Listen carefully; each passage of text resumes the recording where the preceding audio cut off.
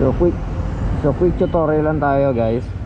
So pansin natin yung motor natin may nakalagay na oil change.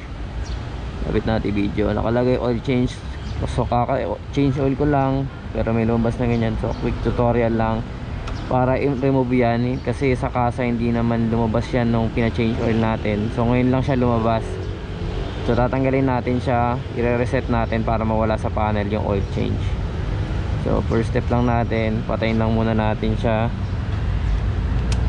Patay lang natin yung ignition. And then i-press natin tong set.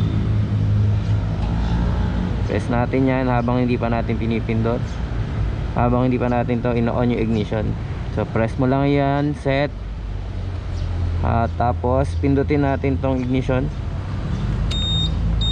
Tapos buhayin natin nang nakapress pa rin tayo.